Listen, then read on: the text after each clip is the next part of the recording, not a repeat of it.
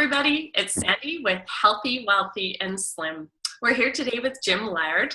Jim owns a gym. He goes by GYM. It's a self-named gym, which he'll explain the pros and cons to the business side of that choice.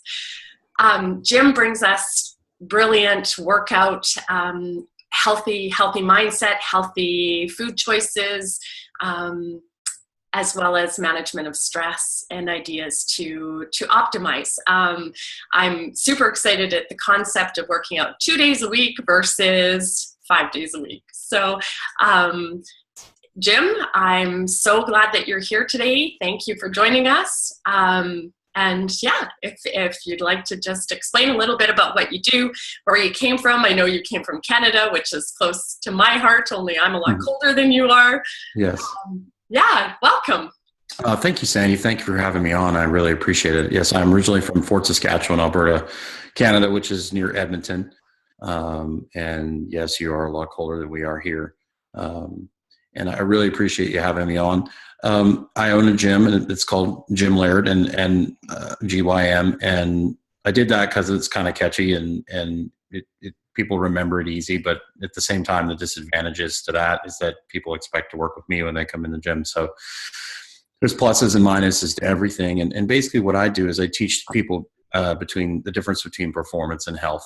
That's basically the big thing that I do. And there's a huge difference between working out to look good and feel good and working out to be like a professional athlete. Most of the people think in order to look good and feel good, they have to train like a professional athlete. They don't realize that a professional athlete, their job is to train, so they don't have all these other distractions and demands on themselves, like, working 60 hours a week or, all the things that normal folks have to do. So, basically my formula for long-term success is, lift weights twice a week and walk daily, be active daily. You can't really make up for that lack of activity through, crushing yourself. Fantastic. Walking daily. I know that there's a really a concept around how humans are not meant to run because it's hard on joints and stuff, yet movement, sure. There's a natural movement too. And so that's interesting. And then how healthy weights are versus running, cardio, some of that stuff. So I know there's a million different opinions out there. Sure. Society and pressure, stress.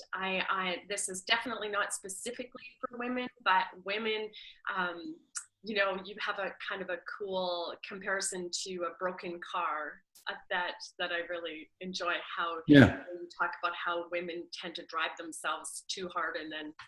So can you explain that? Yeah, most people don't take the factors of their everyday life into account. Like you've got 2 kids, you're working 2 jobs. And then you're not eating well and you're not sleeping well and you're running around with a chicken with your head cut off. And then you think you're going to fix everything by adding, several high intensity boot camp classes to your, or boxercise or just, spinning or jazzercise. And that's just going to fix everything. They don't understand that training is a stress. And, if you have a car that has bad brakes and, isn't running well, driving it at 100 miles an hour isn't the answer. Taking it to the shop is the answer. So if you want to get something out of your training, what you do outside the gym is so important. And one, you want to have the fitness level to actually handle training, because most people aren't in shape to train. And so when we first start working with someone, the first couple of months is getting them fit enough to handle the stress of actual training. And, to talk about what you said before, there's nothing wrong with running, if you're trying to do marathons or 5Ks or things like that. You just have to understand there's a price for everything, and using running to get fit, it's very one-dimensional. I think most people, if they don't have any orthopedic issues, should be able to run a fairly fast mile. That should be part of like your general, there should be some things you should be able to do. And running a mile for most people should be something on their bucket list, that they should be able to run a mile. But going out and running, half marathons, mini marathons, if that's your thing, just like powerlifting, you can take the strength to a point where it actually affects your health. So everything has this ebb and flow of balance, and you can take strength too far. You can lift so much in the gym that it affects your ability to move every day. You can run too much. You can, there's all sorts of different modalities that you can kind of abuse. And that's where you when I work with a professional athlete, looking at what they have to do and managing what I would call managing dysfunction is basically when you work with a pro athlete is you're basically managing dysfunction. That's basically what you're doing. And then when you're working with a normal person, both the professional athlete and the normal person require the same thing as far as the rest and the relaxation and the recovery and the nutrition. The professional athlete has the ability to train a little harder, so they're going to need to eat a little bit more food. But really, from the standpoint of longevity standpoint, consistency trumps intensity every single time. And if you want to train consistently for a long period of time, one, you have to train within your ability to recover.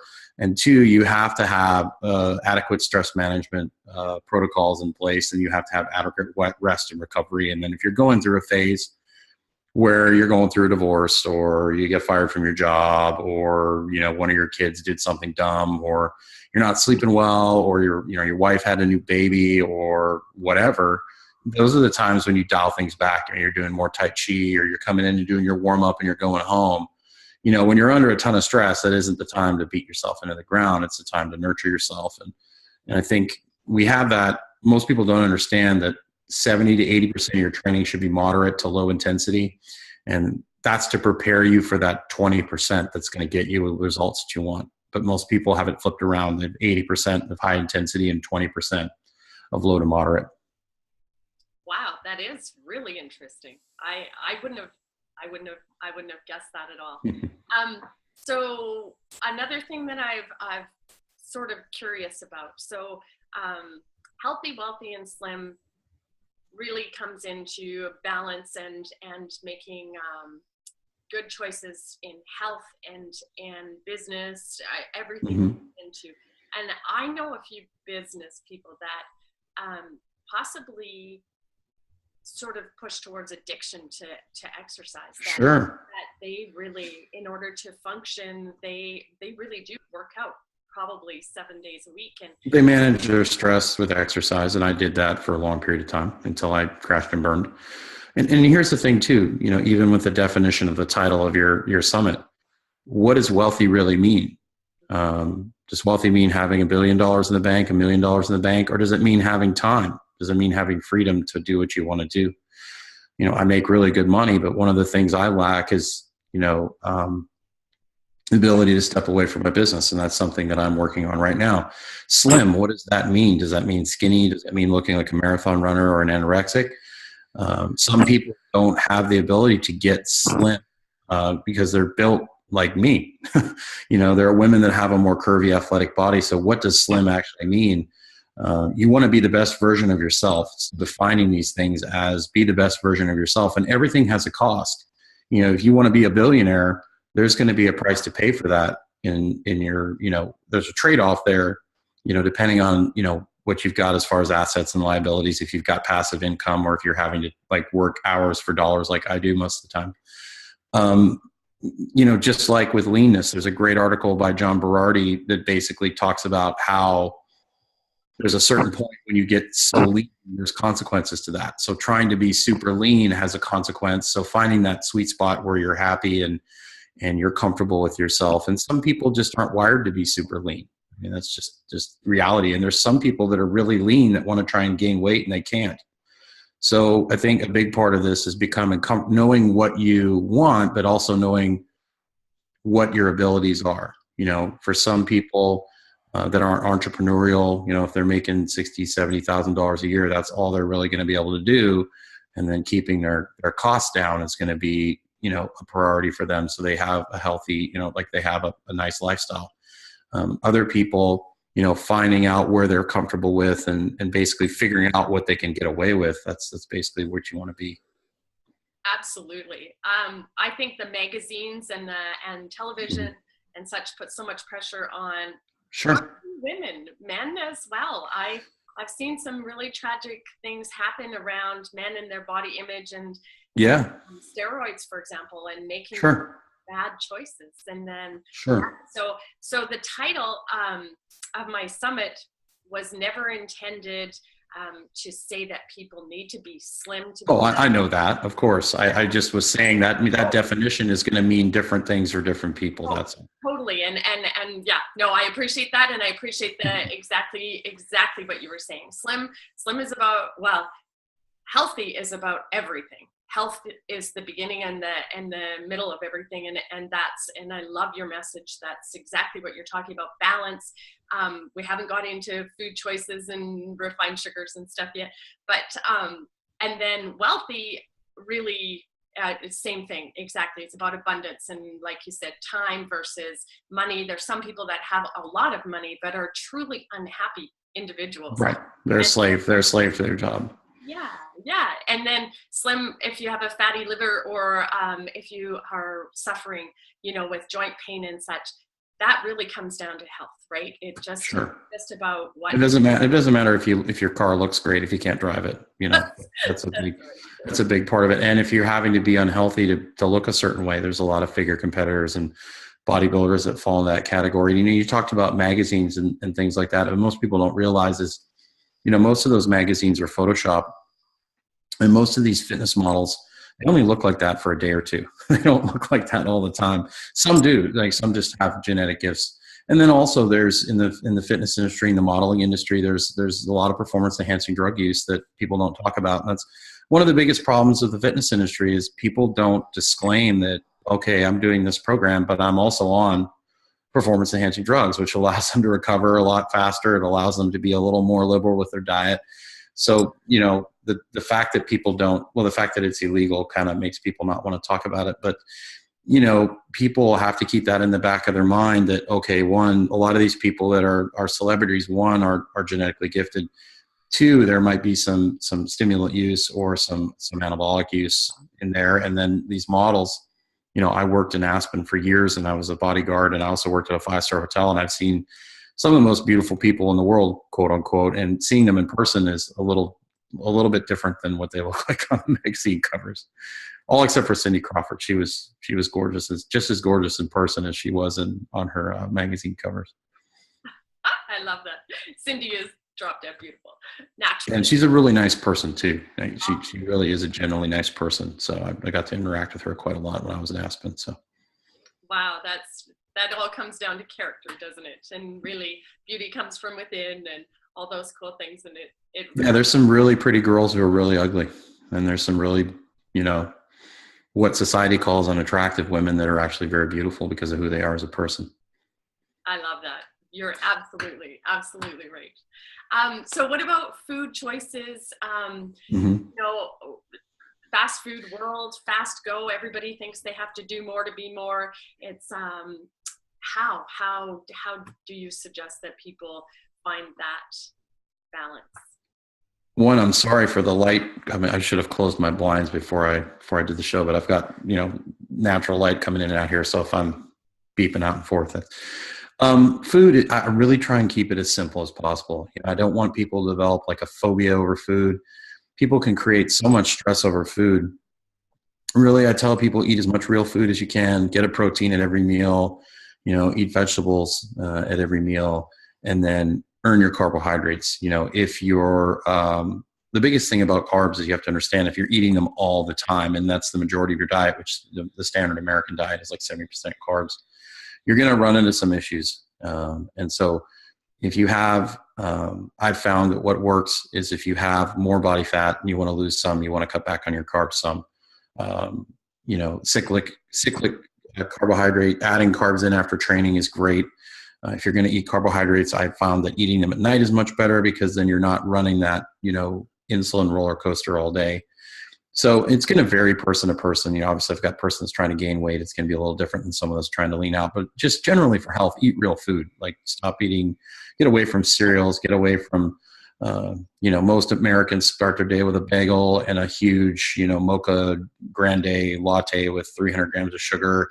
And then they wonder why they're falling asleep 2 hours later or an hour later. And then they have a sandwich for lunch and then they have pizza for dinner, so getting away, eating more, like salmon and avocado and steak and chicken and fish and more vegetables and then, more real foods. And then if you do go out and blow the doors off it, then don't don't feel bad about it. Like if you're going to eat food that you would consider bad, don't stress about it, enjoy it, So I tell people all the time, you're not going to get fat from one or two bad meals. A lot of it, that weight gain is water, so don't create so much stress over food choices that, it becomes a problem, because you can actually cause more issues from stressing over food than you can from actually eating food. But obviously, if you have an autoimmune disease or you have celiac like I do, it's a little bit different. But we want people to be mindful about how they eat. We want people to chew their food. Most people inhale it. So there's a guy named Paul Chek that talked about you want to drink your food and eat your water. So I even fall into this too. I'll be smashing my food down because I got other things to do. So relaxing when you eat, being mindful, chewing your food, just chewing your food and slowing down will make a big difference in your digestion and your overall health. So, I try and give people the simplest solutions possible so it's sustainable. If I can get somebody to get better just by adding protein at every meal, because most women don't eat enough protein and fat. If I can get them to get better just by doing that, and getting them going in the right direction, then that's going to be sustainable, as opposed to giving them something that they're never going to be able to adhere to. Awesome. This is fantastic. I absolutely love it. Well, thank you. Where was I going? I had something that I was going to ask you. Oh, the Misfits. Yes. I want to hear about the Misfits. Sure. Exceptional. So, most of us are just fairly normal, everyday people, but they're now my understanding. Well, so are they. Well, that's exactly what I understand, is that they are normal, everyday people, and they excel. So, yeah. Sure. Well, I have a lifting team at the gym, and it varies from 10 to like 20 women, depending on what's going on. And so they're all part of a lifting team. There was a group within the lifting team that kind of started the powerlifting stuff off, and they decided to start a blog. They're called the Misfits. And really, I haven't really had any women come to me specifically wanting to powerlift. And it was kind of something that we tricked them into. They'd do class and they'd started really liking deadlifts and stuff, and kind of threw the idea out there that we'd do a powerlifting meet. And, they don't have any interest in, there's a couple of them that have the body type to set, world records and things like that. But, some of them have, but, the main emphasis is getting them stronger in a slow, kind of steady way, within their ability to adapt, and then doing about 2 meets a year, and then having an off season and doing some different things, because they want to be able to move well, and they want to be able to have a life, and they're not walking around sore and beat up all the time. So we kind of run that balance. So we just compete kind of for fun, and they enjoy it. And, sometimes we'll have, 20 girls compete. Sometimes we'll have 4, sometimes we'll have 15, sometimes we'll have 12. And we just kind of do our thing and have fun with it. Awesome. So as part of competition, is there a dehydration part to that? Well, at the elite level, yeah. Like none of the girls that we work with really, I don't encourage them to cut weight.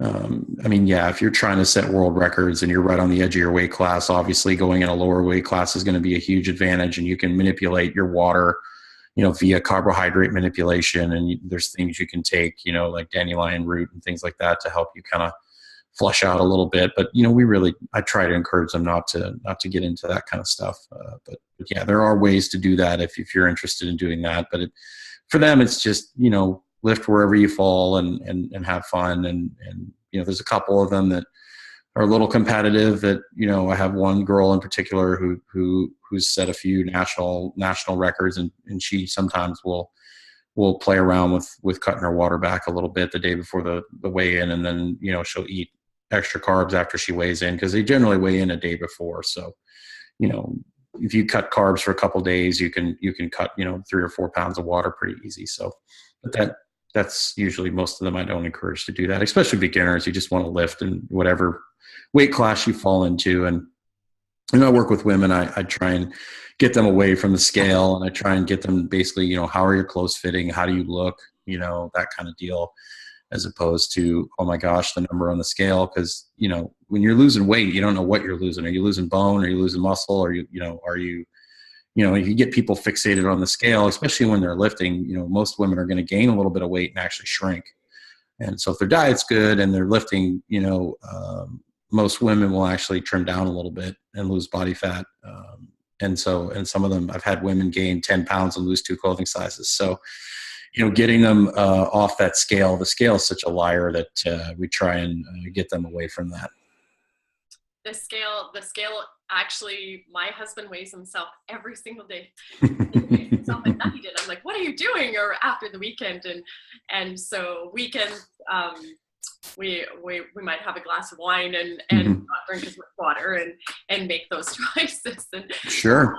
I refuse. I absolutely refuse. Well, my weight, I'm about 255 and I'm pretty lean, and my weight will swing 10 to 15 pounds a day, depending on how many carbs I eat. And I can go out and have a gluten-free pizza on a cheat night and gain, 20 pounds in one night. So yeah, most women will fluctuate, 3 to 4 pounds a day in either direction fairly easily, depending on hydration, depending on, if they're training really hard and they have a big carbohydrate meal, you're going to suck up all that glycogen. You're going to fill up with water and be full of water. And so you're going to have, and also menstrual cycle, that sort of thing. You're going to hold water more during certain periods of the month. So, just trying to get women to understand, just eat good food, train, drink water, good things happen. So it is terribly demotivational to get on the scales and think that you're doing really well. And then you get on and you go, oh, I kind of gained weight. And how that mental state can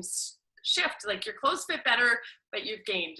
And well, yeah. And I've got girls that are 6 foot tall that are worried about, how much they weigh. And it's just like, well, you're 6 foot tall. So you're going to be able to carry a little more weight than your normal woman. So, and depending on their sport they play too, I've got volleyball girls that are a lot more muscular because they're playing an explosive sport. So, or if you have a girl that's like a shot put thrower or hammer thrower or things like that, she's going to need to weigh more. I mean, that's just the reality of it.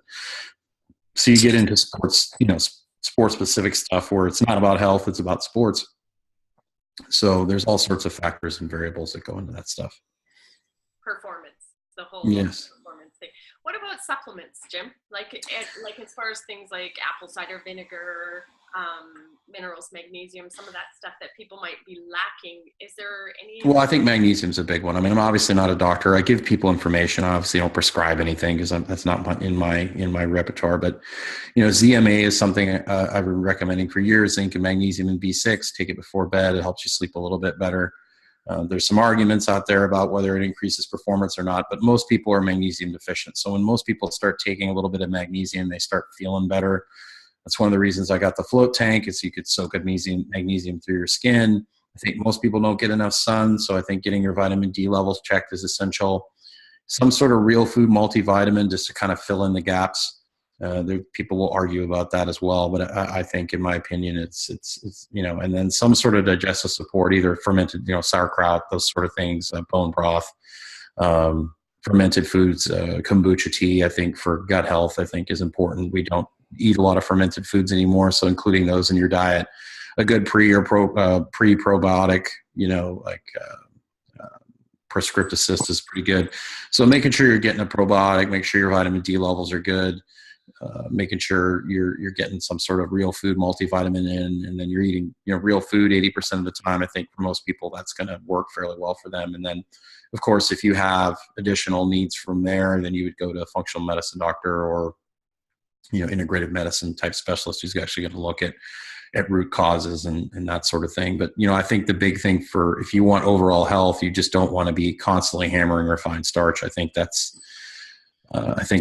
pretty much the root of, in my opinion, of all evil, is constantly not saying you can't do it, but eating refined starch constantly, I think is, you got to look at the way we're designed. We're designed to eat seasonally. I mean, if you lived in Nebraska 200 years ago, there wasn't going to be vegetables available. You're going to be eating more fat and protein.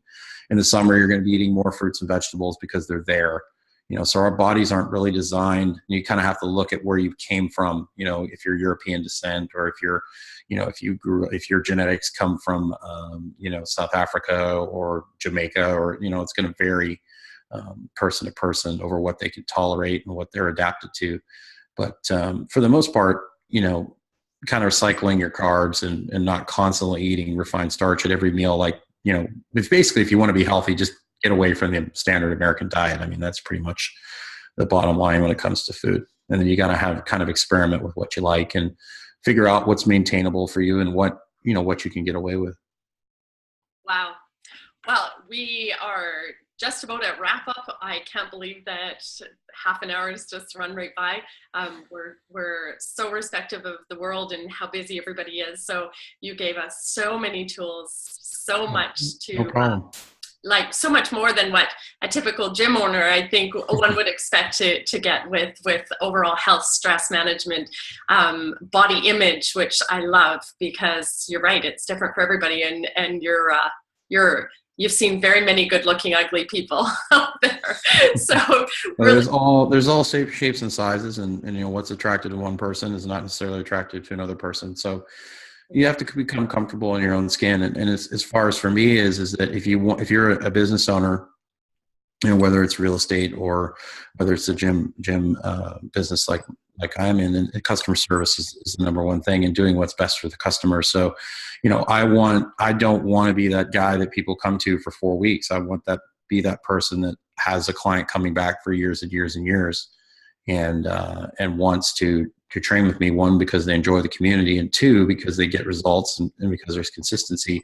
I don't want to be a revolving door. You know, the majority of the people I've trained, a good number of people since 2001. And then our class, you know, we've got people that have been doing our class since it started for 6 years. And that's really what we want, because we want to develop that relationship, and then we can actually build upon something, as opposed to just kind of teaching people a few things and then they disappear. have you started to develop, or are you considering developing an online virtual coaching? Just Well, like, I'm a hands-on guy, and that's one of my weaknesses. I mean, it's not necessarily a weakness. I'm a hands-on coach. I'm not very good at structure. I'm not very good at organization. I'll be honest about my flaws. And you know, I'm working on a few books right now. I do some blog stuff. I haven't been a big consistent of that. I have a podcast, but I really, that's just not my thing. There's a lot of people now that are doing a lot of online coaching. Just make sure that if you're going to work with somebody online, that they've actually coached people, because there's a lot of people that come straight out of school. They're really good at the computer. They put a bunch of videos up, and then all of a sudden they're coaching people online. You know, I'll do online consultations, but I'm not that person that's going to be like, you know, that's just not my thing, you know? So, but if you do, like Mike Robertson does a really good job with online training. Like Dean Somerset does a good job with that. There's some people online that do fairly well with that, and they have the templates for that. That's just my thing. A guy that works with Cressy Performance, what's his name off the top of my head? I can see him. Greg Robbins. He has like a lift house or something like that, like a message board on Facebook that you can be a part of that group, and they put their videos up and they critique it, which is really cool. But I'm an old school, hands-on, in your face kind of coach, and you know, that's a little bit of a detriment and a plus. But you know, online training is not really my thing. I'll do consulting, but I have enough going on in my own gym that I can't handle without having, you know, 30 people sending me their videos every day. That's just not, I just would crash and burn if I tried that. No, I understand. I really do. So, I want to thank you from the bottom of my heart. Oh, no problem. I'm so grateful, and honored that you spent this time with us. Yeah, I would love to see you out there for millions and have more personal time. I know that's, so being a real estate agent, exactly the same story. I can't really be away from my office, because then I'm letting down my clientele. Yes. Really need to, and yet it took for me to get sick for me to understand that maybe I need to do something a little different. And so I'm on a journey, and I love what I do, and I love all of my people and clients. I'm just trying to figure it all out. And I'm in that battle too. You know, it's like the mask comes down on the airplane. I want to put it on the other person before I put it on myself. And self-care is hard. And when you're a business owner and you're type A, you know, it's one of the things that makes you successful, but it's also one of the things that destroys you. So you have to find a balance, and you know, creating assets and passive income, and finding other people that can help you do a better job so that you can do the things that you need to do to keep yourself healthy is important. And it's a struggle, and it's difficult. It's not easy, or everyone would be doing it. Exactly. Type A and control. Those two, right? Yes. How do you hand over the work? It's tough. Oh, it's tough. And then finding good people that are there's that you've got people, if they're super ambitious like you are, they're going to want to do their own thing eventually. So finding someone who's ambitious enough, but also wants to work within your framework, that's a challenge. It's really hard to do because you've got people that are either extremely unmotivated or extremely motivated, and the people that are extremely motivated eventually want to break off and do their own thing. So, that it's a challenge. It's not easy. Yeah. Well, you clearly love what you do. Yes, I do. I wish I was in Lexington and at your gym. I do appreciate your time more than you could know. Oh, you're very welcome. Yeah. And for everybody, thank you for joining us today. This is Healthy, Wealthy, and Slim. Wishing you a great day.